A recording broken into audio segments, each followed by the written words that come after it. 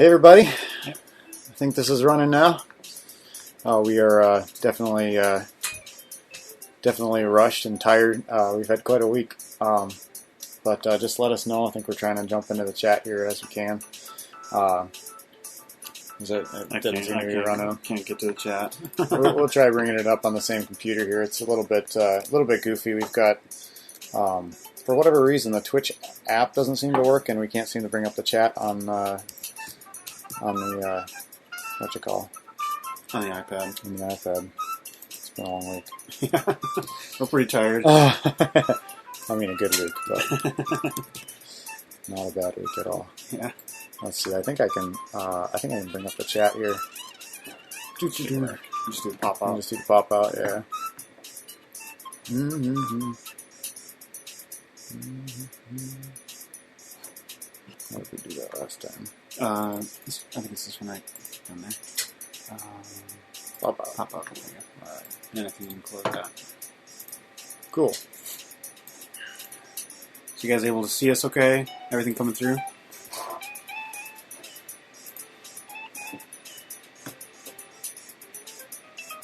Awesome. Great. And last week it was like a 5-minute delay or something. Yeah, like that. Yeah. It was just a total fiasco. We were on my DSL connection at home, and it was all like, it was like a 5-minute delay, and we had no idea what was going on up there. So we thought the whole show was trashed, and then we were kind of like freaking out and looking all over the place. And ultimately it was actually okay. It just got super buffered, and yeah. So we're on a cable connection now at my parents' little place here, and so anyway, we've got a special edition of the Flippfly show this week. It's going to be totally different than our normal format.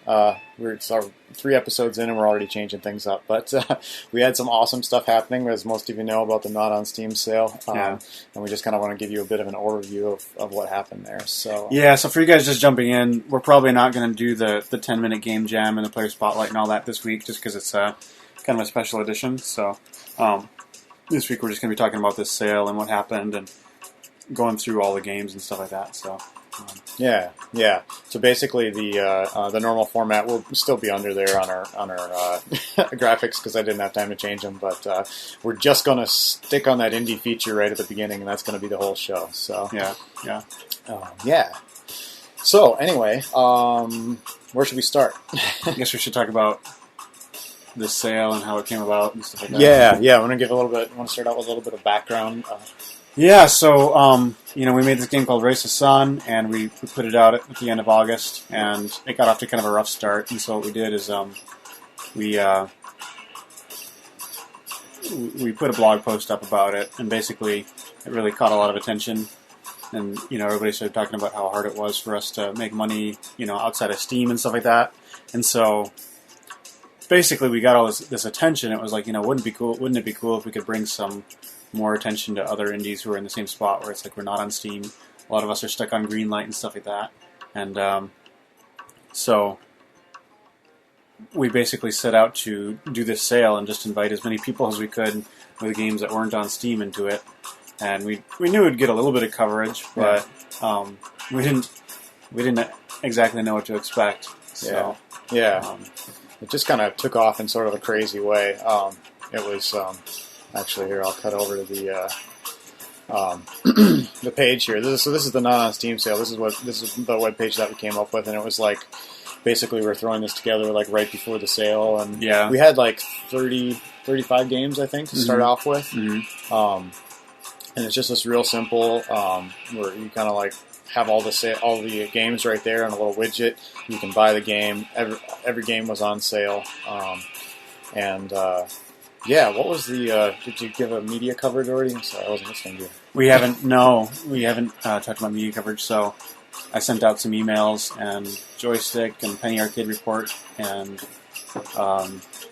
Destructoid picked it up, and then Kotaku picked it up the next day, and somebody posted it to Reddit in the game deals section, and that's actually been like our biggest source of traffic.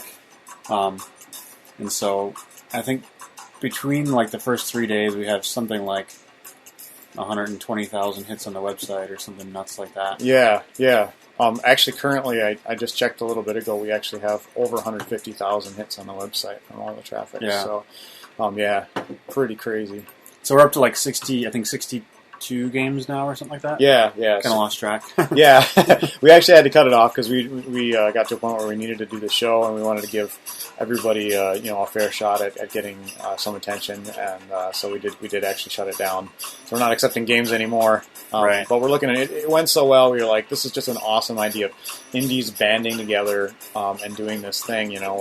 Where we're sticking up for each other, we're helping each other out, getting the word out, and it works. Yep. It's incredible how well it works. So yeah, it's kind of like the indie mega booth. I don't know how many of you guys know about that at the PAX shows where like a bunch of indies got together and got a really big booth together, and they managed to get like more media attention than some of the big games were getting. It's almost like we replicated that a little bit with this, just with this sale on the internet, So yeah. If any of you guys went to like PAX East or PAX Prime, you saw the indie mega booth, and I was at PAX Prime, and it was just awesome because there's these $100,000 booths set up by AAA studios, and there's like a lot of people there. But then you walk over to the mega booth, and there's like as many or more people walking through the mega booth as there are around those AAA games. So, yeah, very cool. I was kind of cool. There's actually like a couple smaller bundles and stuff this week, and it's just kind of like, seeing us get as much attention as those is just kind of nuts. Yeah, totally. Speaking of which, we should probably do a couple shout outs here to people. You guys that have helped with the games themselves have been really awesome. But there's also been some people that have like no vested interest, like Savvy Gamer. Louis Proctor from Savvy Gamer linked to us and linked to like all of the first round of games that were in there from his website, which gave us lots of extra exposure and stuff like that. Yeah, and he has his own bundle, and he launched like a day before ours. So he, it totally may have even hurt him a little bit to direct traffic our way. So that was really cool of him. But he authentically loves indie games. So go follow Louis Proctor and support Savvy Gamers. Yeah. So, yep. The Humble Bundle guys have been really awesome too. Like they just told us ahead of time, like if you got games that need our widget, like email us, and people were able to like get their widgets hooked up for the sale like the day before and stuff like that. And I think they've just been getting tons and tons of emails with price change requests and stuff like that, and just getting like turning around and getting the sales hooked up really quick. Yeah. Which I think is really helped a lot of developers out too, so that's been really awesome. Yeah, it's been a really cool thing. The guys from Desura emailed us too, just with like wanting to know, how they could help and what they could do, and just really liking the idea and all kinds of stuff like that too. So,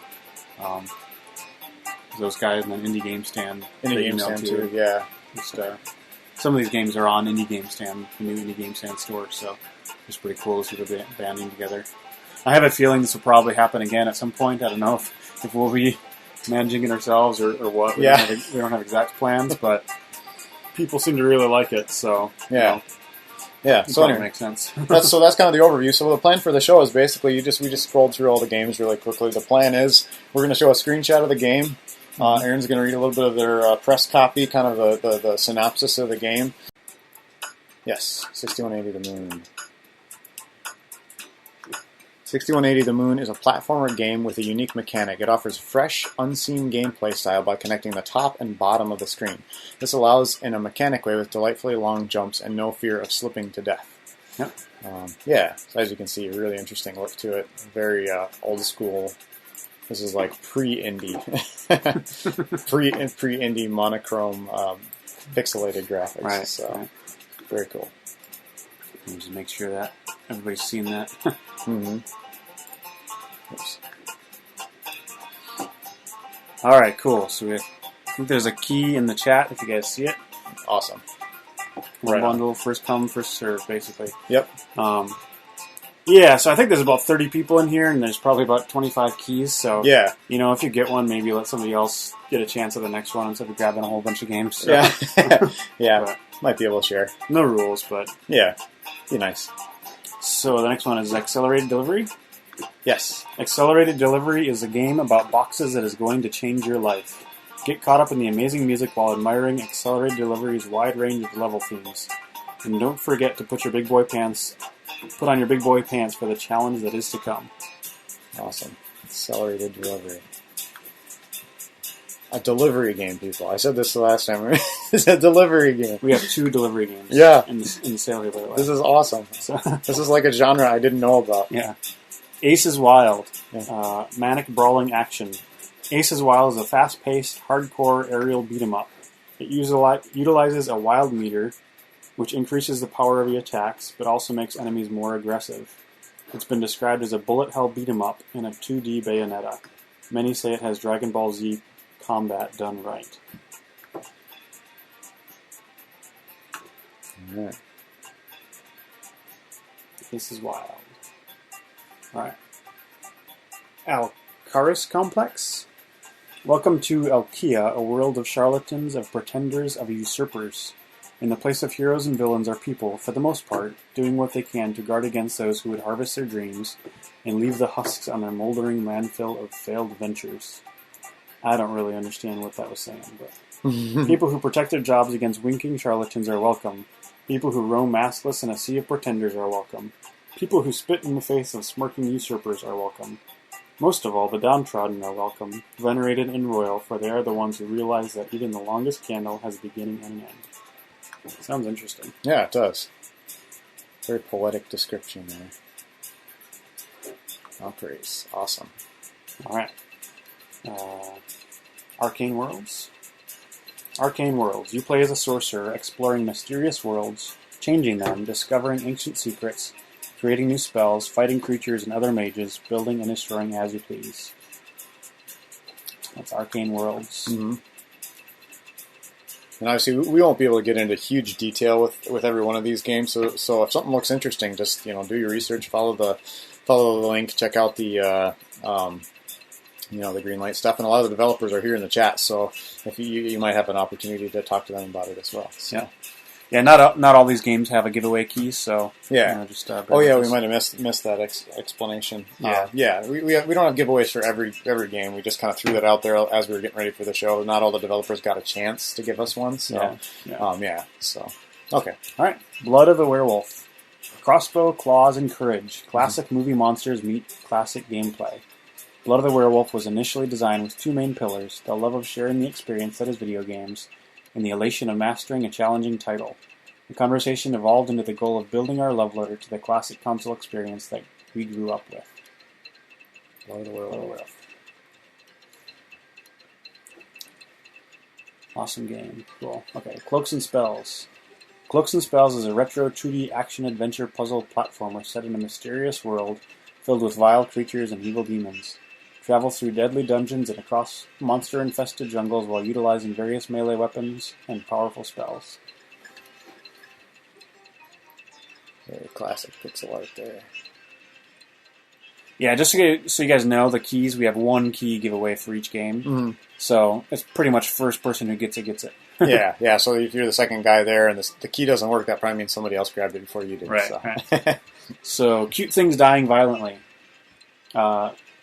Flick hapless creatures around to get them safely out of each level. Dodge all sorts of lethal goodies like spikes, buzzsaws, and fire, and use a variety of wacky items to pull it off. Play through 60 mind-bending, reflex-testing single-player levels, 6 bloodthirsty challenge levels, and 1 murderous bucket-headed robot.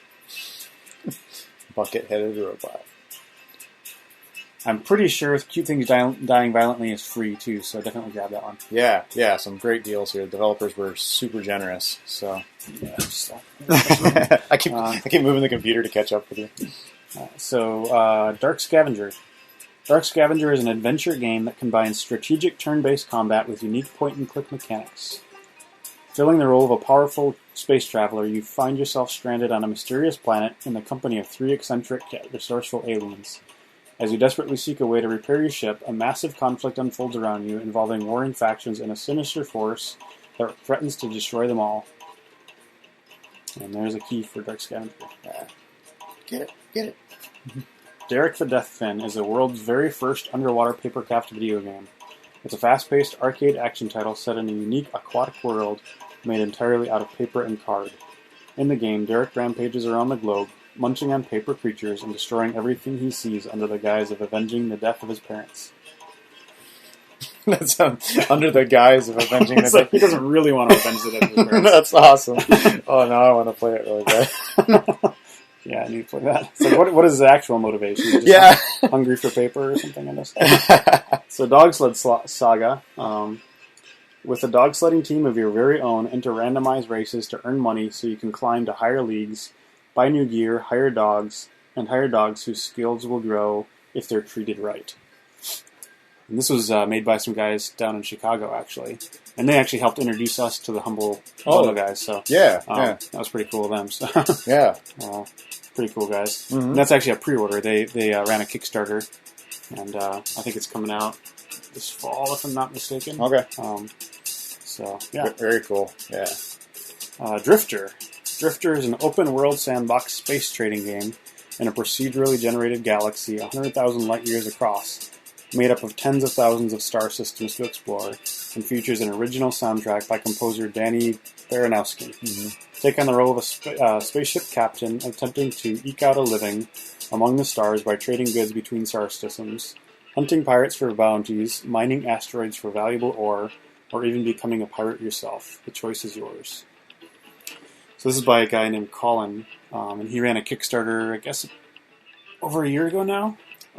Feels like over a year. I don't know if it was. It's been a while. Yeah. So he's been working on it for quite a while, and I think he's working with a guy named Sven Bergstrom, I think. Okay. Yeah. And Sven helped with the website design a little bit too. So Yeah. Because I was trying to figure. We were trying to figure how to do the website, and we just kind of threw it up last minute, and we didn't have much navigation, and we thought there was only going to be a few games, and then it turned out to be all these games, and it was hard to navigate. And he came up with that idea of doing the anchors up at the top, so you could just jump down to the page at any point. So Sven helped us out a lot. So this game's really cool. They've been stuck on Greenlight for quite a while too, so they've been a big fan of Racist Sun and kind of helped cheerlead us and stuff like that. Yeah, very cool indie guys. Very, very entrenched in the indie community and interested in helping people. So yeah.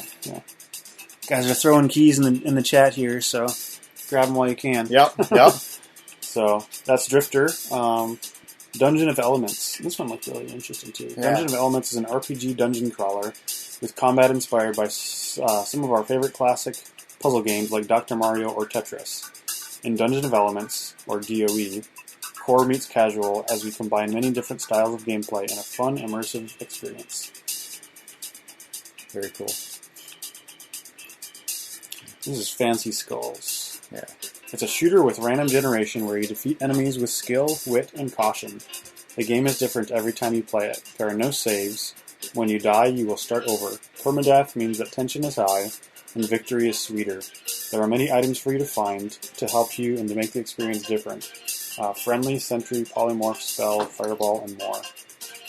I had not heard of this until we started the sale and somebody contacted us, but it's kind of like it's a procedurally generated world, which kind of sounds like a little bit like Minecraft, but it doesn't have that blocky look at all. It's almost like a combination, like the look reminded me of a combination of like Paranautical Activity and Eldritch, the one that just kind of came out. So really kind of interesting and kind of stylized. So yeah, cool. and interesting though it doesn't use the voxel kind of look to it. So yeah, Flock. What's that? Yeah. Flock, an ambient experience. In this beautiful and atmospheric arcade game, journey as far as possible while collecting orbs along the way to power your progress. Built on the powerful Unreal Development Kit, Flock features stunning graphics and a gorgeous ambient soundtrack produced by Gary Lee. It's a pretty looking game. Yeah. I'm a sucker for pretty space games. Reminds me of Populous in a way. Yeah. So, There's another pretty one. Yeah, Photonica. Photonica is a first-person game about jumping, sense of speed, and discovery. The key is timing, the goal is exploring and traveling flawlessly through the environment. This setting is an abstract, mainly duotone outlined world, with a look referring to the geometrical abstractions from the 50s in the 3D low-poly gaming era. Watch the video for that one, guys. Yeah, watch the video, and I think there might have been a demo out a while back. It's worth checking out. So. Yeah. All right, full bore. Yeah. Deep underground lies a reminder of Borekind's darkest hours. All it takes is one little bore to dig it back up. A block puzzler with an exploratory twist, Full Bore throws the player into an open world of crumbling mines, arcane ruins, and technological wonders, while only curiosity to lead the way. Full Bore is packed to the brim with secrets and hidden rooms because in a world full of blocks, puzzles could be anywhere. Yeah. And I haven't gotten a chance to play this one yet, but I've been wanting to ever since I saw the Kickstarter. Oh, that looks cool. So, all right. Girls like robots. The characters are the playing pieces, and their feelings are the rules. Arrange for happiness, but you can't please everybody all the time. Sometimes you gotta break hearts to save the day. And the day definitely needs saving. Volcanoes, exploding chickens, planetary invasion, and a boy who just wants to dance with a girl. This was really, really big on mobile last year. I think Adult Swim published it on mobile. I think so, And yeah. it was in like the top 10 games on iPhone or something like that. I didn't even know it was on PC, so it's pretty cool. Yeah. And there's a key for it in the chat there. So. Yeah, Girls Like Robots. Top-notch stuff. Oh, and somebody just said, if any of the devs participating in the sale want to play Full Bore, just email us and we'll send you a key. So, I get Full Bore. Alright. I get this call every day. Exactly what it says in the box. A lightly filtered experience pulled from my now former day job in a customer service call center, made interactive in a point-and-click format. Lose politely or lose spectacularly. The choice is yours. This is made by David Gallant. For those of you who don't know, David made this game last year, and it started getting a lot of attention, and then his bosses, and I think like the Canadian, like the tax office or something like that. Yeah, I think he worked for a government agency kind of thing. Yeah, and yeah. He was real careful with the game. Like, he didn't put any specifics in the game, and it's supposed to be kind of a commentary on his exceptionally boring job. But he was real careful. You know, he didn't want to insult anybody, and the story kind of came out, and and they fired him for it. Yeah, and so it became kind of a bigger story. So I think he's got it on sale for like 50 cents. But honestly, you guys, if you buy it, like, crank it up a little bit, give him a tip. Yeah, give him a little bit of money. This guy's a creative genius here, and look at the artwork on this game, guys. Look at this. So, In Space. Yeah. All the way from the arcades of Pixel World comes In Space, a fast-paced, procedurally generated, infinite round-based action and match-3 puzzle game hybrid with persistent upgrades, mad difficulty options, and a pumping soundtrack. And a really long sentence. Kind of looks to me like reminds me of like Atari games. Yeah. You know? Cool. Yeah. All right, Inescapable. The debut game from one-man independent developer Magnetic Realms. Inescapable is a sci-fi action-adventure in which players unravel the mystery uncovered by a remote, interplanetary mining operation. What did they find? What threat does it pose? And ultimately, what does it truly mean to be a hero? Sounds cool. Yeah, pretty cool story. I really want to know, like, when we finally do, like, when space travel finally becomes a reality, will we be mining everything? Why is every sci-fi thing about mining? Because it's such a cool idea. Like, you go to another planet and dig it up, see what's there.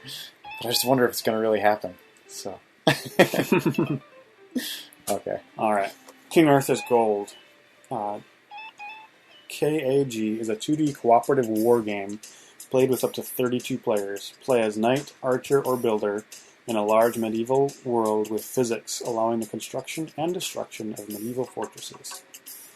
This looks really cool. And somebody mentioned it has the coolest widget. It's like he made a widget that was kind of reminiscent of like the Humble widget, store widget, but it's all pixel art and animated and stuff. So I'd love to know like how much time they spent on that. So I don't know if the developer's in the chat here for that or not, but good job on the widget. And if you're good at making widgets, we know some providers, some game portals that might be interested in hiring you to make a widget. Yeah. Everybody needs a widget, like Desura and everybody else needs to make a widget so we can just like embed them all right in the store, you know? That's just as indies, let's encourage everybody to make a widget, because whatever we choose, you know, it's like we realize that the ability to allow somebody to buy something right there is actually a huge factor. Like in website design, we're not experts at conversion or anything like that, but we're learning that every time you make somebody click, you're like losing people along the way. So like as a developer, the ability like with the Humble widget to just throw it right underneath there is just really awesome. Well, the other thing that's cool about it is people can make their own like curated stores. Like David Gallant, who made I Get This Call Every Day, he has a website. It's like Games Are Glorious. If you look it up, you'll find it. But it's just like a bunch of Humble widgets with trailers, kind of like what we have. And it's like, these are the games that I've played and they're worth your money. Mhm. You know, and like, it's just kind of cool because you can go there and see what David's played recently and what he likes and recommends. You know, I think it's a really cool way to like sell indie games and discover things. Yeah, we should have mentioned that too, because that was actually kind of an inspiration for us. We were like, oh, hey, we could do that. We put together a sale. You know? So totally. it was really Aaron's idea. I'll take credit for it. There's another mini flip. All right. Ku, Shroud of the Morrigan. Forged from an ancient tale of Celtic mythology, a uniquely different recounting of the massive legendary epic Battalion, an action-adventure set in a future Ireland devastated by techno-magical war and economic collapse. Humanity clings on by the use of remnants of technology that survive. I don't think you're going to find a AAA game that takes place in a future Ireland devastated by techno-magical wars. So That's right. you might have a once-in-a-lifetime opportunity to experience that here. Yes. So, Leviathan, The Last Day of the Decade. Probably the most exact definition would be visual novel, adventure/quest, and interactive fiction. We decided not to bound our game to a defined genre and restrictions. So yeah, I don't exactly know what this game is about, but I know that it has absolutely beautiful paintings in it. So if you're into very cool sci-fi, or fantasy type painting, check out this game. And it's on sale, so pick it up. Yeah, these are all on sale. Like a lot of them are 25%, a lot of them are 50%, some of them even more. So check it out. Great deals. Longshot is a game about space combat. The majority of the gameplay is dueling with other ships, flying maneuvers with allies, and destroying the enemy. You play a merc either for the humans or the aliens. There are 6 ships on each side, 2 of each of 3 different classes. Mm-hmm. I love how in this game you can see like the grid kind of stretching out into space. It's like kind of reminds me sort of what we did with Grace the Sun, where it's sort of like the guts of the world are kind of exposed. It's sort of like So somebody asked, mods, is it okay if I ask for follows on Twitter, Tumblr in exchange for keys? If you want to give away keys on your Twitter account, that's cool. Just post your Twitter account name in here, and I'm sure somebody will follow you. All right. Lauren the Amazon Princess. Lauren the Amazon Princess is a fantasy epic combining intricate turn-based battles with a heroic tale of overcoming evil, with a twist. In this tale, you play as a royal servant of the hero rather than the hero herself. Very cool idea. Mm-hmm. Change up the lead role a bit. Alright, Marvin's Mittens. Marvin's Mittens is a 2D platformer with a focus on exploration and collection. With gorgeous hand-drawn art, Marvin presents a soothing world to explore, free from enemies and danger. Collect magic snowflakes to increase your jump height, and race your sled across the landscape to reach new areas before your mother calls you back home. I haven't played this, but I watched the trailer for it, and it's like, I want to get this game just to play with my kids, So yeah, I think it's just like a couple bucks or something. So if you've got kids or you like, cute, fun little games, then definitely check it out. Yeah. All right, Micron is a game with a unique blend of puzzles and rhythm gameplay. Place pieces on the board to deflect bullets of energy that fire to the beat. Guide the bullets to the exit through 51 challenging levels and 12 bonus levels, featuring a variety of distinctive soundscapes. Your solutions create the music. That's hard to do, by the way. Yeah. It doesn't just happen. You don't just throw a game together and music all lines up with everything. So. All right. Miniflake. This alpha game is retro dungeon crawling at its best. A 1-bit graphics style with 8-bit sounds and music bring you deep in a world of dungeon exploration where each game is a new experience. Recently featured in the Indie Royale bundle. I just love the look of this game. It made me think of playing on the Game Boy immediately. So cool. All right, Mousecraft. Ever wondered what a cross between Tetris and Lemmings would look like? Well, wonder no more, because Mousecraft is here. Mousecraft is a tile-matching puzzle game where the players help mice in their relentless quest for cheese by stacking the world's most famous blocks, Tetronimos. Tetronimos. That's what they're called, Tetronimos. those blocks. That's the official word for them. Yeah. See, I'm I'm so ignorant of these things. There's actually a name for game designers who like really simple, like abstract mechanics and stuff. They call them Tetrists. Tetris? Tetris. Nice. Nice. So, I have learned something. One-Finger Death Punch. Experience cinema kung fu in the fastest, most intense brawler the world has ever seen. With its unique one-to-one response system, players feel the immediate feedback of every bone-crunching hit. Pay tribute to the masters using 5 classic kung fu styles mixed with additional weapons. I'd like to know how that works. It sounds kind of interesting. I don't know if it's like a physics thing where you're controlling your character's limbs or something like that, like other kung fu games or whatever. But yeah, sounds like really interesting tech. Yeah. All right, Uzi Earth Adventure.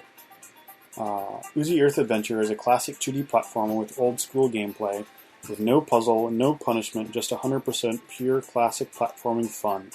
Its most prominent features are HD visuals and a beautiful hand-drawn art, but despite its visual style, it is also a good fit for hardcore gamers due to its optimal hardcore difficulty and challenge mode. So you can like crank up the difficulty if you want to, if you're a pro. Oh, and they've got trademark on hardcore difficulty and challenge mode too. So, all right, Ostrich Island. Volcano erupts. All archipelago residents have been evacuated, but one ostrich had his head in the sand. Can you help him escape and rejoin his family? Ostrich Island is a unique mix between an adventure, platformer, and RPG. Explore beautiful islands, search for collectibles, level up, and gain new abilities. Play with your friends in multiplayer mode. That's interesting. I love there was like a line on the website that said something like, explore the island, kick stuff. Alright, Particulars. Particulars is a game with a unique combination of arcade action and puzzle gameplay set in the mysterious world of subatomic particles. Allison is a young scientist who feels life has gotten away from her. Join her on a dark and strange journey through the unsolved mysteries of the subatomic realm on her way towards regaining clarity. I think we're about 2/3 of the way through here, so. Okay. Your voice doing alright? I can switch off. Absolutely. Plasma Being. Take control of Zeb in this puzzle platformer. He's a small energy-based life form from space, known as a plasma being. While journeying through space to his home, Zeb was surprised to find that he was being kidnapped by aliens. They took him back to their planet and unceremoniously threw him into captivity. During this time, a series of earthquakes shook the planet and wreaked havoc upon the alien civilization, but giving Zeb a chance to escape. Pushcat. Help Pushcat dig, push, and mine his way through 5 worlds in his quest for sweet, sweet silver. Along the way, he'll get chased by angry ghosts, explore the caverns full of treacherous traps, and even cultivate rock slime. Gross. So our game is called Race the Sun, in which you race the sun. This game is called Pushcat, in which you're a cat that pushes things. Yep. So. Descriptive name. I love it. Yep. I don't know why he's after silver. Yeah. It's like gold is just too high of a goal for him, and he goes for silver or something. I think this cat's like sparkly things, right? Maybe that's Is that it? Yeah. So, all right, Real World Racing is a top-down racing game using high-quality aerial imagery that lets you race through the world's greatest cities. Speed through London, Paris, Berlin, Rome, and many other cities from a new and realistic perspective and a refreshing take on racing simulations. Mm-hmm. So it actually uses like aerial photography, I guess? Yeah. I mean to play it, but it actually uses aerial photography, but it's 3D, very realistic 3D cars, like top-down, kind of RC car style, through these very cool stuff. Right. So these guys were kind of late. They didn't get in for the big rush. So, but they've made an amazing looking game. Yeah. And more people need to know about it because this took some time. Like this wasn't thrown together. So, yeah, definitely. All right. Reversion the meeting. After escaping from the hospital, still with no memories, Victoria is helping you find the person in the photo. It's vital to recover your memories and understand who you are and why you are here. Along your journey, you'll meet new friends that will help you, new challenging riddles in different locations all around the well-known city of Buenos Aires. Those places will get you closer and closer to meet the special person that might hold answer to your questions. And this is the sorry. This is a follow-up to the first one. This is like the second chapter. The first chapter is actually free. You can grab that on Desura. And then the second chapter is discounted. So this is your chance to jump in and be part of that. Cool. So. Oh, somebody just gave it a ton of real-world racing keys. So yeah, grab those guys. All right, Richard and Alice. An alluring mystery set in a frozen future world, Richard and Alice tells the tale of two prisoners forced together via unusual circumstances. As they exchange their stories, we catch a glimpse of the devastated world outside and come to understand the lengths people will go to in order to survive. Richard and Alice. This one looked like a really fascinating storyline to it. Mm-hmm. Made me really want to play it. All right, Ring Runner, Flight of the Sages. You awake from unelective brain surgery to find the key memory centers of your brain missing. They've been replaced by Nero, your peanut butter craving Nero HUD that'll guide you through the universal superhighways known as the Rings. If you survive fiery trench runs, flail-swinging gladiators in intergalactic arenas, and feuding trash moguls, you discover that you're a sage capable of rewriting the physical laws with your thoughts. And this one they've been working on for like 5 years, I think. Yeah, I can't remember the exact time, but I watched the video and it's like a serious amount of work. And if you watch the video, I mean, this game is being polished and polished and polished. It just looks awesome. Also, they're just the style of it, like the poster art that they have. I think it's going to be poster. I hope so. Is gorgeous, and I looked at that and I just started staring, and I was brought back to those ages of being like 12 years old and just staring at pictures of space, and dreaming about being an astronaut. So that was pretty awesome. That game actually really got me pumped. So all right, robot roller derby disco dodgeball. Can you read that again? Robot roller derby disco dodgeball. Yeah. Is a multiplayer arena combat FPS where you race around a level filled with ramps and disco lights and launch dodgeballs at each other. Sounds like a good afternoon of fun. Yeah, it sounds like a good time. Robot roller derby disco dodgeball. The name alone is worth the price. Mm-hmm. I don't know what is the price in that one.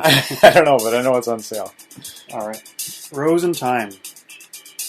A time travel stealth game where you are avoiding copies of yourself from the past/future. I played this one a while back, or at least I played the demo. I don't know if I played the full game. And it's cool because you're like this character, and it's just like a little platformer type thing, and you find the exit kind of portal, and then it restarts you in the level from a different spot, and you see yourself from the past kind of like walking along, and then you have to avoid yourself from the past because if they see you, then something bad would happen, or I don't know what. So you break the space-time continuum. And so it's like a stealth game where you're avoiding yourself. And it's pretty darn cool, actually. Yeah, really cool visuals and just really well designed. So a stealth game where you're avoiding yourself, people. Buy this. Yep. Scania Truck Driving Simulator. Get behind the wheel of one of the most iconic trucks on the road with this highly detailed Scania R-Series simulation. Put your driving skills to the ultimate test with truck maneuvering challenges that serve as a practical exam as you strive to gain your license. Complete intricately designed courses and tasks in realistic environments that put you firmly in the driver's seat. When they say realistic, they mean like realistic. This is again like somebody spent some time on this, and I had never heard of it. I didn't either. Yeah, that was a Eurogamer truck or Euro Truck Simulator is really huge right now. Yeah. So yeah. All right, Six-Sided Sanctuary is a puzzle game where you attach panels with special properties to the sides of a cube. Depending on the orientation of the panels, they can help you reach your goal. Fly, flop, and find your way through 25 plus unique levels and 3 unique teams. I haven't had a chance to play this, but it looks like my type of game. It's just like a puzzle game. Yeah. Don't call it a Minecraft clone. It's really offensive. Everybody says, if you go in like the comments and sections, they're like, this one looks like a Minecraft clone. It's like, no. Yeah. Just because it has cubes in it doesn't mean it's Minecraft. So.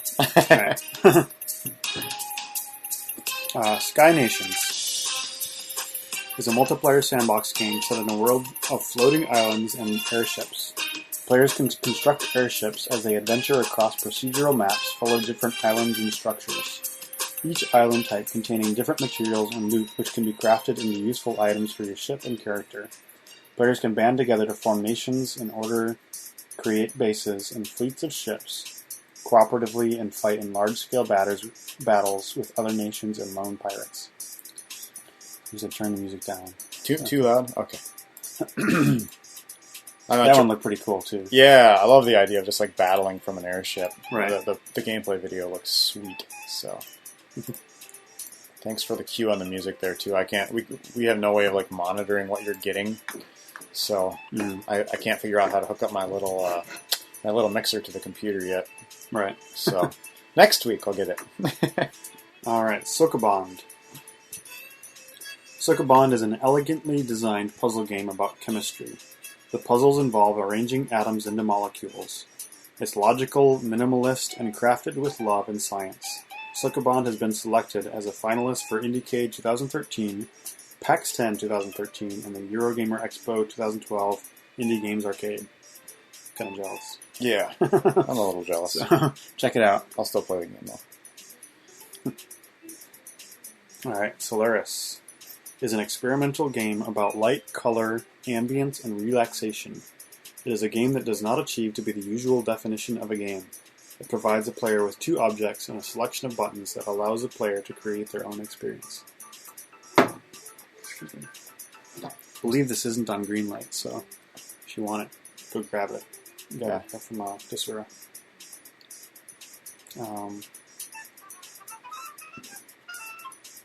Excuse me. Spud's Quest? Yeah. You don't take a break? I can read some. No, I'm not. All right. Spud's Quest is an indie adventure game that could be described as a blend between The Legend of Zelda, Metroid, and the Dizzy series. The project was successfully funded on Kickstarter in November 2012 and was released September 14th, 2013. What was the timeline again? It was funded in November 2012 and released Okay. September of this year. So. Okay, so 1 year cycle on that. Mm-hmm. Cool. Players take on the role of Spud and his friend Prince Charming, who has been cursed by an evil wizard and turned into a frog. The pair set on a journey to uncover 4 ancient elemental essences that have the power to banish the evil and remove the curse. Oh, Spud's Quest. Super Lemonade Factory. Okay, this one has a really interesting story. Post-World War II, a region in political turmoil. Andre's father offers to give him a lemonade factory, but on one condition. He and his wife, Lissalot, must journey through the entire factory, a task that is easier said than done. Andre and Lissalot must combine their unique abilities to make it through each room together. Along the way, they'll meet a cast of characters including the foreman, the chef, a food inspector, and a general who wants the factory to supply drinks to the military, now engaged in a new war. Oh, you guys are awesome with the storylines. I wish I could come up with stuff like that. Yeah. Alright. The sea will claim everything. Now this has 2 descriptions. One is kind of like... I'll just read it. So, a brief introduction. Okay. This is from the developer, by the way.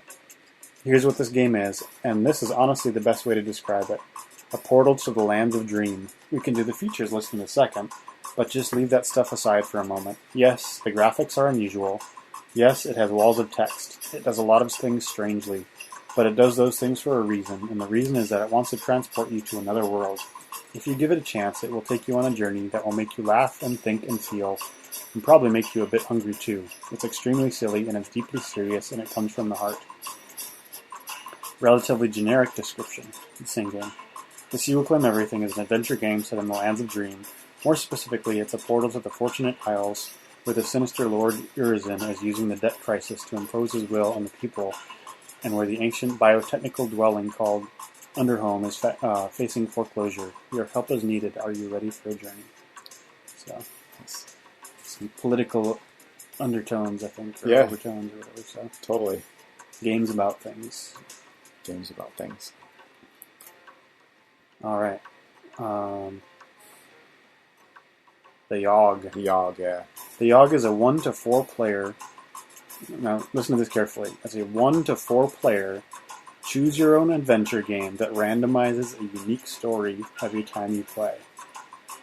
I'm trying to wrap my head around how this could possibly work. I haven't tried it yet. The evil Yogg is returning. How will the town's locals lead their lives in the meanwhile, and what will they do when the dreaded Yogg finally arrives? The fate of a community hinges on the characters' actions and the decisions of their players. I gotta play this. It sounds really cool. Yeah, so. yeah. You played Yogg at Fantastic Arcade? It's great. Okay, cool. Awesome. Tiny Barbarian DX. What's a barbarian to do when the bad guys steal his girl and tie him to a tree, bust free and go on a rampage? It's time to jump, sword, and climb your way to vengeance. And that's just the beginning. Tiny Barbarian DX is not just one adventure, but a series of self-contained episodes inspired by sword and sorcery's short stories of yore. Think Conan the Barbarian. Delivered in the format of a 2D action game with a retro-style graphics. Cool, and there's the key. Alright, Tower of Guns. Tower of Guns is a fast-paced shooter for the Twitch gamer with a few roguelike-ish elements to help it keep it fresh with each playthrough. Think of it like FTL or Binding of Isaac mixed with Doom 2. The game is being made by a guy named Joe. His brother Mike is doing the music and is currently in full production. I think Joe is in the chat here, right? Is this your game, Joe? Well, I just wanted to read the first kind of checklist item from the Greenlight page because it sounded really cool. So, single sitting full experience. For all those who have too many games or too little time, this is a game you can pick up and play again and again without remembering where you were or what you were up to. If you're going to win, you're going to do it within an hour or two. That's a big if, though. It won't be easy. So this sounds really kind of cool. Mm-hmm.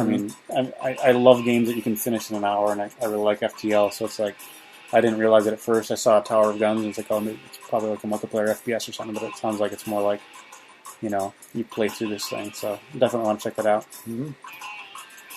All right. Tug, a Space Trucker's Odyssey. Tired of breezing through games without breaking a sweat? Do you yearn, yes, yearn, for difficulty curves of gaming yore? Have you ever pondered the question as to what is the gaming equivalent of a space herpy? Do you not get the aforementioned reference? Mutiny Games presents Tug, a top-down space actioner that combines the gameplay of the old-school shoot-'em-ups, or shmups, with the strategy of tower defense. Pilot your space freighter through hostile territory, picking up pods and stranded civilians. There are no free rides in space, so put those hitchhikers to work, manning your pods and create a weaponized caravan to blast a path through the throngs of alien attackers. Manage personnel and the length of your pod train in an attempt to escape alien clutches with as few casualties as possible. Fame and fortune await those that prove to be the best Tug pilots. And there's a ton of keys there. Oh my gosh. All right. We're down to last few here. So, Vox is an action-adventure and creation game currently under development and follows on from other voxel-based games such as Minecraft and Infiniminer. Vox will have a big focus on player-created content and will allow the player to customize every aspect of the game. Players can create their own custom characters, weapons, items, monsters, NPCs, and everything else in the game. Since everything in the game is made up of voxels, everything can be edited and customized using the same interface. The editors and tools that allow for creation of voxel objects and sprites are part of the game and built into the gameplay of the game. This allows Vox to go one step further than other voxel-based games that only allow modification of the voxel world. So it's kind of like if you took Minecraft and put it in third person and let you modify the actual items. That seems kind of like it would sort of describe this game from what I understand. So. Yeah, I haven't got a chance to play it, but just got greenlit. Yep. So yeah, hopefully this one will be on. Yep. Yeah, congratulations, Steve Ball. I think is the developer. So. Yeah, good work, hard work to get there. I know they've been at it for a while. So. All right, Voyage to Farland. Voyage to Farland is a hardcore roguelike inspired by the Japanese mystery dungeon games. It combines a lighthearted story with a brutal difficulty and will keep you busy for months to come. I don't know what mystery, Japanese mystery dungeon games are. necessarily, but when I saw it, it reminded me of like pretty much any of the first 5 or 6 games in the Final Fantasy series, just the menus and kind of the gameplay. It seems like a turn-based kind of thing. It's like, I think it's like $3 or something like that, so definitely worth checking out. For sure. All right. Wetware Alpha. Wetware is a single-player cyberpunk strategy game that places you in control of a mega corporate network. Hire elite hackers to attack other networks, steal information, crash their nodes, and protect your assets. Get involved in a corporate espionage, corrupt officials, and prying journalists. Carve out a networked empire, neutralize your competition, and dominate the net. Build grids from research you've completed yourself or stolen from your rivals. Be as creative as you like in their layout and design, and keep your team of hackers trained and equipped, ready to defend your network or overcome the traps, protecting that important data you need. Sounds pretty in depth. Yeah, it sounds like a video game for IT guys almost. Not an insult to IT guys. It sounds really nerdy, which is cool. All right, and lastly we have When Asteroids Attack. And the only description I have for this one is face thousands of enemies across 65 levels in an arcade-style action extravaganza. Mm-hmm. So, and I think this is one. I'm not sure. I think this is one that's just available from their website. So just available from the website. I think so. Okay. Yeah. So check it out. We're not sure exactly what got cut off earlier, so we should. Oh, wait a minute. There's one more. We just didn't get it on there. Which one is that? It's forget the name of it. It's the fighting game. We'll get to it here. That would have been really cruddy if we missed one of them at the end there. I probably missed it at the end of my email. It's not in the list. Did we not add it yet? No, I think our menu just cut it off. That's all there it is. Oh, okay. Is this One Figure Death Punch? No. What is it called? I'm sorry. Is it in the chat? We'll Fight for Food? We'll Fight for Food, that's what it is. Yeah. We'll find it here. I'll get you a description. Find the description there. Yeah, sorry about that. I think that our menu was limited to 60. And we never thought we'd get past 60. Oh. And yeah. We just added there we go. We'll Fight for Food. We'll go to the Greenlight page here real quick. Extra Hunger Edition is on Steam Greenlight right now. We'll Fight for Food is a role-playing brawler where you control Jared, a wrestler whose career took a nosedive after losing in the biggest tournament of his life. You decide how and if he finds his feet in a city where the specter of the Woodaville Fighting Federation looms over everything. Sounds pretty cool. Yeah, We'll Fight for Food. I feel like we're missing another one, but maybe... Let us know if we're missing something, because we just kind of grabbed everything from our menu and started typing it out, but... It's totally possible that we missed one. We don't want to insult anybody. We really want to give... The whole idea here is basically we want to give a spotlight to every potential indie game that we can. We're not trying to emphasize one or the other. That's kind of the way we set up the website as well. Why it just pops up randomly. Like, Frigato. Is that one published yet? Oh, we haven't posted. Okay, there's another one coming up that will be added to. That's going to be the last one added to the sale, I think, because we closed the doors and we're trying to process through the ones that we had accepted. So, so there's one more game that's going to be added. Frigato and Friends.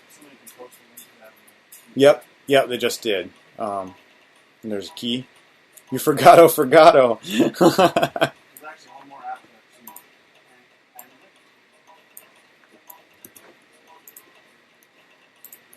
Here, you can watch me do a Google search.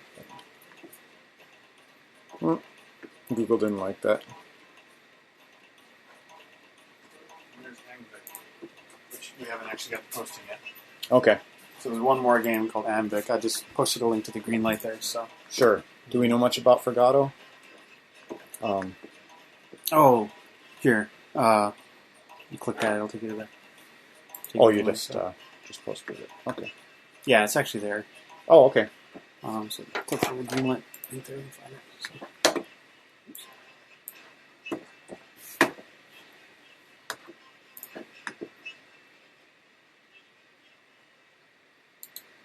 There, guys.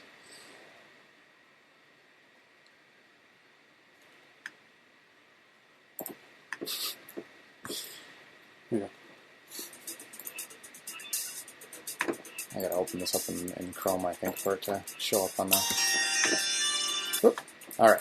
Well, we'll open it in Chrome now. So you guys can actually see it. Forgato. Yeah, this one looked really polished. Mm-hmm. Nice background and visuals and stuff. So. Mm-hmm. Forgato and Friends is a classic-style 2D adventure game starring a certain quixotic frog. Forgato is a side-on platformer or jump-and-run game where you lead the titular character on a humdrum errand that turns into a daring adventure. Forgato's key mechanic is an unusual twist. Like any frog, he jumps, swims, and snags bugs with his tongue. But unlike any frog before him, he can spit those bugs out with deadly force. Very nice. Very nice. Cool. I think that's all the games then. Yeah. And I don't know if we cut off at the beginning. We had some some thank yous for the people who were involved with the sale. Oh yeah. We wanted to thank the guys over at Humble. They were very helpful in getting everything together and getting the sales. The guys over at Desuro as well, an indie game stand, to take those requests and get the discounts in place and help. They reached out and asked us to help. And then a special thank you to Louis P over at Savvy Gamer. He's got his own bundle that he does, and basically took attention away from what he was doing to draw attention to these games, send people over to the Not on Steam sale. That was super generous and super cool of him. So we just wanted to do that shout out really quick and let everybody know. So awesome. Yeah. And say thanks to all the developers who gave keys. A lot of them probably wanted to, but like I say,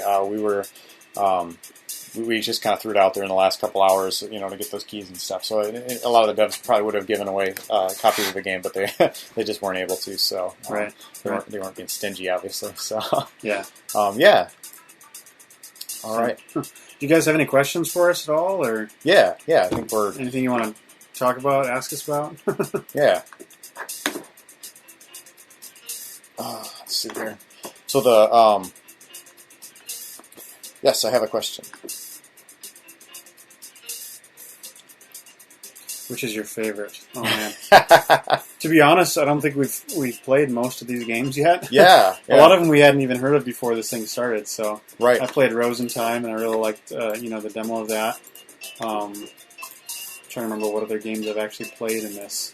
Yeah. We've been so busy for the last year with Race of Sun that it's like all I have time for is FTL, really. And, we haven't been, we haven't really had much of a chance to be gamers because we've been so focused. We've got our heads down on making Race the Sun for so long that, some other developers are like asking us and, to do some multiplayer stuff. It's like, oh, when are we going to do that, Yeah, I can tell you I'm really looking forward to Drifter and Dog Sled Saga. And I really want to try Six-Sided Sanctuary because it looks like a puzzle game. That's my type of thing. So. Yeah. One of the things that we've talked a lot about is how, there's this sort of misrepresentation of games. And I think, unfortunately, sometimes the reviews do this. Is it's like, this is a good game or not a good game? Well, a lot of times, though, there's a game for you. Like you have your certain tastes and there's certain things that you like. And maybe you have very specific and very narrow tastes, and there is a game out there for you, and so one of the ideas behind this was like, let's show everybody the broad range of games, and it worked incredibly well because we realized that we didn't know about most of these games. Everybody was coming to us like, yeah, we've been on Greenlight forever, and we've been trying to get attention to our game, and I'm like, yeah, we didn't even know about it. So so it worked for us as well. We learned about some more awesome games that seemed to, yeah. So I think we're thinking a lot about curation and just kind of like, how do we find really cool, special, unique games like this? It's like, okay, there's a game that happens in Ireland in the future with whatever, it's like there's an audience for that game if you can connect with them, and so we're just trying to think about that, what can we do as developers and, as an indie industry, to kind of like make sure that people are playing the games that they would really love, it's like, I think, like the Mittens game, you know, is another good example where it's like Mm-hmm. this really cute side-scrolling game that, you know, anybody with a little kid would probably want to play. You know, Mm-hmm. it's like let's give them something kind of fun and cute and creative and whatever. You know, and it's like I think there's this huge audience that we're not reaching with these games, but you know, if they're only on Steam, they're only on these like gamer sites. You know, you're not going to find those people. So Mm-hmm. it's hard. Yeah, it's hard to remember that your market may not be the commenters on GameSpot.com. You know, your market might be somebody totally different, and it's tricky to find them. You know. Mm-hmm. Yeah. So I know pick up Game Newell on not on Steam site. So we really, you know, we didn't want to come across like we were doing this as an anti-Steam thing at all. Yeah, you know, we're not anti-Steam at all. I know some of the developers have gripes with Steam, and not everybody loves Greenlight. And Sure. you know, it definitely has its issues, but the point wasn't, you know, this is an anti-Steam thing. It was more like, hey, gamers, there's lots of games out there that you can find if you look beyond that, you know. So I think, you know, the more we can get out there with things like this and just say, hey, there's a game here and you can get it for half off and it's like $3, you should try it. Mm-hmm. You know, it'll give you an afternoon of fun, and that's a great value for your dollar, you know. Mm-hmm. You know, it's just, that's how we can kind of help games spread and just help keep the ecosystem healthy without, you know, monopolies and stuff like that. So Yeah. Yeah, and we've met some people from Steam and stuff like that, and we don't want to, you know, we don't want to make you feel like we've got a special deal or anything, because we don't. Like what was it? Is it 300? How many days on Greenlight? 370 or 380 or 380 something, I think. You know Yeah. what I mean? And so you know, we feel in a way like we've paid our dues. You know, Right. we've definitely worked hard to get on Greenlight, and we worked very hard to get the press that we got. But there is an element of luck there. But you know. Luck favors the persistent, I guess I'd say. So that's part of what we wanted to say with this sale as well, is that when indies get together, we can do something. You know, this sale didn't require any major publisher. You know, Mm-hmm. the sale didn't require, even the press was awesome, but it didn't even require. You know what the biggest referrer was to the not on Steam sale? Reddit. Reddit. Yeah. Reddit was the biggest referrer to the not on Steam sale, you know. So you guys did this, you know. Twitter, I think, was number 2. Mm-hmm. We did get some awesome retweets, but you know what? We didn't even ask for the retweets. That was you guys going out there and Right. saying, hey, you know, hey Notch, this is worth your time, you know. Hey, Yeah. Yeah. you know, and those guys care about what's going on as well, and they want to get attention. So Mm-hmm. Notch almost crashed the site, but it held, and Yeah. Yeah. so yeah, So people were asking what our ranking was with Race to Sun. So basically what happened was, when we did that blog post, I think we had just got into the top 100 yeah, because they greenlit 100 games, and we were in like the top 90, or like 90% towards the top 100. And then somebody did a Let's Play on YouTube, and we got into the top 100. And then we did that blog post, kind of like detailing our numbers and stuff. And a bunch of sites picked that up, and it was just talking about Greenlight. You know, and it's like, it's really important if you get a write up on your web on your game to, like, you know, control the message to what you want. And our message was, we're stuck on Greenlight and we're not selling enough copies. And so right away, it's like, anybody who reads that is going to want to vote for us. And so it was just like a inadvertently really effective way to get votes, you know, that we totally couldn't have predicted. mm-hmm. And so we started kind of slowly climbing in the charts, and I think we got up to like top 40, and then we got another write-up or Let's Play or something, and got in the top 30. Mm-hmm. And then we're in the top 30, and it's like, okay, if they greenlight 25 games, maybe there's a pretty decent chance we'll get greenlit, because they seem to look at games that have a big spike, not just like your pure ranking. Yeah. And then Dan Nerd Cubed did a Let's Play, just totally out of the blue. Mm-hmm. He had never mentioned the game.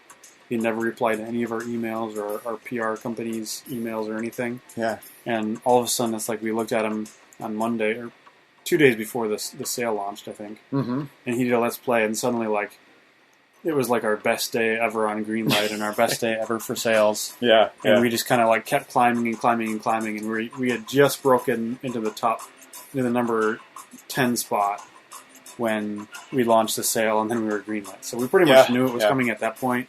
We didn't know what would happen, you know, like 2 hours after we launched the not on Steam sale. Yeah, they don't tell you that you're going to get greenlit. Yeah. It comes out the same time that they tell they change the greenlight page to say you're greenlit. So we found out when everybody else did. So Right. yeah, Right. Yeah, and right away everybody's like, you just disqualified yourself from your own sale and all that stuff. So, but we were kind of actually hoping. We actually had a little tag ready because we were hoping that some of the guys would get greenlit. Mhm. You know, maybe even during the sale, so that we Right. could say like this game is greenlit, and that's sort of part of the idea. Like we're driving sales to these humble widgets and these sort of things, but we're also like trying to get people on Steam because it's an awesome platform, and obviously it's going to provide probably more sales than anything else. Right. So, Right. yeah, it was a good time. So hopefully everybody will be able to get on Steam soon. You know, seems Yeah. like to be the direction they're going. But yeah, so votes wise, I don't think you can see this. What was it? We were almost at 20,000 votes, right? yep. So it changes because when Steam greenlit the top 100 those 100 games, it took out a whole bunch of like high rollers, you might Right. say, you know. Right. And then when they did another 25, it takes out the top, you know. Mhm. So we were at number 11. We ended at number 11. We had almost 20,000 votes. So that might give you an idea of like, you know, what kind Yeah. of range you might be looking at. 20,000 is doable. I mean, you think about Mhm. you know internet reach and stuff. You know, Mhm. you could do that. But Yeah. we'll see what happens. Greenlight might be changing too. You know, I don't. You know, I think that we'll see. You might see some changes there pretty soon. So, Right. we'll see. So, Yeah, make it a little bit easier for little guys to right. get on there. So, So cool. Any other questions? Anything you want us to talk about? Are there any other games or devs not on the sale but are nice and you want to give a shout out to? Oh man. there's probably a lot of them. Oh, just launched a Greenlight campaign. Yeah, Pivot from Whitaker Trabella. Yeah. So you guys have seen him. Probably seen that one. It's a mobile game, Mhm. Pivot, but it could play really nicely as a PC game. It's like a high-speed pivot. I don't know how to describe it, but Yep. yeah. So that one just launched on Greenlight. Yeah. Yep. Um, Assault Android Cactus. Those Mhm. guys have been cheering for us a lot too. mhm, I think they're on Steam Early Access right now. mhm. I'm pretty sure it's Early Access or maybe it's pre-orders, something like that. No, you can play it. You can Early Access it. So that's another really cool looking game. Our friends at the Amiable, Mhm. we got Touch of Pulse. They just got their Kickstarter finished. Mhm. I don't know if you can get a demo of that or not yet, but it's another cool game coming Yeah. up pretty soon here. Yeah. Oh, actually, there is one we want to shout out. God Factory. Mm-hmm. And we can find that Kickstarter page. Yeah. They're running their second Kickstarter, and if everybody could back this if it looks like your type of game, but maybe just shoot a link out on Twitter because they've got 13 days to go, and they're not quite at 50%. And for those of you guys who know our Kickstarter, you know that's not an impossible goal, but Yeah, it's they've doable. definitely got a little bit of a hill to climb there. So I want to see it. Well, I'm not going to try to play the video because it's probably going to screw up the stream. But yeah, it looks awesome though. We saw it and played it at PAX East this spring, and it's multiplayer, really kind of team focused space combat, and they're adding Oculus Rift support, and I think they have a Linux version. I could be wrong on that, but definitely find God Factory Wingman on Kickstarter. yeah, Send a little bit of love on Twitter and Facebook and stuff like that. So. yeah. Like I say, second Kickstarter, and I think they've explained this publicly. What they're trying to do is get some more investment because it's 6 guys, isn't it? Something like that. And they've all basically been working full, self-funding this game, and they're trying to ask for an amount of money that will allow them to get matching funds from investment and kind of actually publish the game because they're really doing AAA level stuff, Right. right. on zero budget. So yeah, if you're into space MOBA type game, right. it's going to be awesome. So all right. Assault Cauliflower. Sometimes I just totally lose track. Annie. Yeah, I've seen Annie around. Yep. Cool. Yeah, so we could probably let you guys go. Yeah. Thanks for coming out. think that's everything. Somebody had asked early on, I don't know if they're still around, about the 10-minute game jam. So normally we do this every week. We're just getting started with the Flippfly show, but we feature an indie game. This week we featured 61, 62 indie games, but normally it's just one. We usually play a video for it, or we play a little bit of the game itself, and we do an update on our game, Race the Sun, say what we're going to do for for that kind of thing, and we do a spotlight on our players, so like high scores, that kind of deal, or player-created content. Mm-hmm. And then we end out with a 10-minute game jam. So that sometimes is awesome, and sometimes it bombs. Yeah. But it's basically try to make something functional that we can call a game or imagine as a game, but in 10 minutes. And so it's near impossible, but there's a lot of developers here. So if you guys are down for something like that and you want to do like a remote 10-minute game jam, or like one guy does the sound and one guy does that, I think that would be really slick. So yeah. If you guys get keys you want to give away or whatever, just go ahead and do it. We don't control the chat too much. Whatever you want to do. We'll hang out a little bit in the chat if you guys want to talk or whatever. So yeah, awesome. So all right, thank you so much. Thank you for the support of the Not on Steam sale and being a part of it, and all the devs that gave away keys, and all the press who wrote about it, and just thank you to everybody. This was a really special thing that happened this last week, and there's a few days left, so don't forget to keep tweeting about it, letting your friends know. There's tons of great deals to be had, and so that should be it. All right. Have a great one, guys. Take care.